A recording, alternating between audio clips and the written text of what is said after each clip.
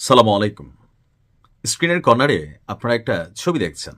এটা হচ্ছে ঢাকা ৮ আসনের বিএনপির খুবই সিনিয়র একজন নেতা বা জনপ্রিয় নেতা যাকে বলা হয় মির্জা আব্বাস সাহেব। এবারের নির্বাচনী প্রচারণায় একটা বিষয় খুবই কমন হিসাবে সামনে এসেছে, যে বিষয়টা নিয়ে জামাত ইসলাম অথবা যারা এন্টি মির্জা আব্বাস আছেন, অর্থাৎ পিনাকি ভট্টাচার্য থেকে যারা সোশ্যাল অ্যাক্টিভিস্ট আছেন, প্রত্যেকেই ওনাকে এই একটা বিষয় নিয়ে বেশ কিছু ভিডিও তৈরি করেছেন যে সাধারণ মানুষের সাথে মির্জা আব্বাস সাহেব হাত মিলানোর পরে তিনি হাত আসলে কেন দেখেন।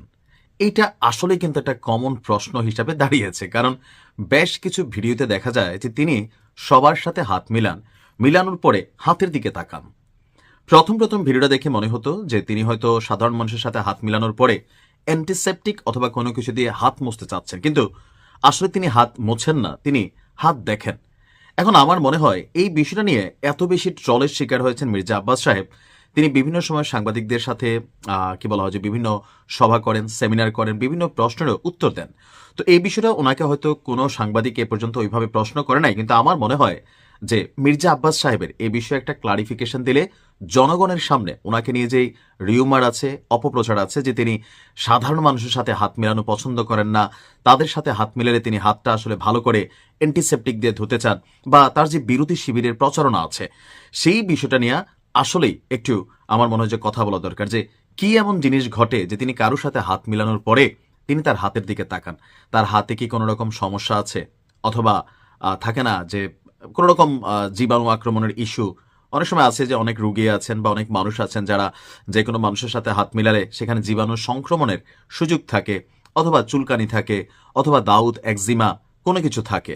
তো এই ভিডিওটা করার উদ্দেশ্য হচ্ছে, নিশ্চয়ই আমার মতন শত শত না, হাজার হাজার লাখ লাখ মানুষ আপনার মির্জা আব্বাসের হাত মিলানোর এই ভিডিওগুলো আপনারা দেখেছেন। আপনাদের মনে যেমন প্রশ্ন, আমার মনেও আসলে খুবই স্বাভাবিক প্রশ্ন যে এই একটা বিষয় খুবই কমন ফ্যাক্ট, খুবই কমন। তিনি যেখানে যাচ্ছেন হাতও মিলাচ্ছেন, এমন না যে তিনি হাত মিলাচ্ছেন না, মিলাচ্ছেন। ইভেন মাঝে মাঝে এমনও ভিডিও হয় যে ওনার সাথে হাত মিলানোর পর উনি যখন হাতের দিকে তাকান, যেই ব্যক্তি হাত মিলায় ওই ব্যক্তি কনফিউশনে পড়ে যায় যে ওনার হাতে কিছু ছিল নাকি যেটা মির্জা আব্বাসের হাতে লেগে গেছে।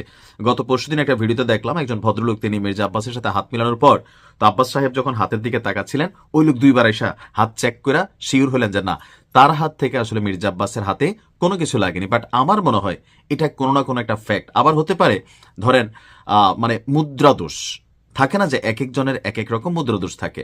আবার মির্জা আব্বাসের এই ভিডিওকে কম্পারিটিজম ভিডিও হিসাবে নাসিরুদ্দিন পাটোয়ারির গলা মিলানো, ওসমান হাদির মানুষের সাথে গলা মিলানো, অথবা জনাব তারেক রহমানের মানুষের সাথে মিশা হ্যান্ডশেক করা, বা শফিক সাহেবের মানুষের সাথে গলা মিলানো, মানে রাজনৈতিক নেতাদেরকে এখানে একটা কম্প্যারিজমে কিন্তু টোটালি নিয়ে আসা হয়েছে। তো এই বিষয়টা নিয়ে আসলে কেউ ওইভাবে প্রশ্ন করেন না ওনাকে।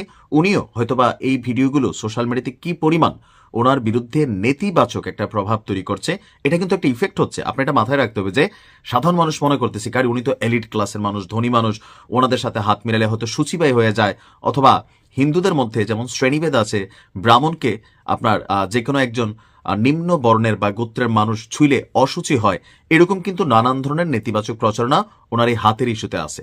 তা আমার মনে হয় নির্বাচন আসন্ন, মির্জা আব্বাস সাহেবের উচিত অথবা ওনার পরিবারের পক্ষ থেকে কারোর উচিত যে এই বিষয়টা নিয়ে একটু ক্লারিফিকেশন দেওয়া, যে ওনার হাতে কি আসলে কোনো সমস্যা, বা এটা কি মুদ্রা দোষ নাকি কোনো রকম অসুস্থতা, এটা একটু মানুষের কাছে ক্লিয়ার হওয়া জরুরি। যাই হোক, নিশ্চয়ই তিনি ভিডিওটি দেখবেন। ভালো থাকুন। আসসালামু আলাইকুম।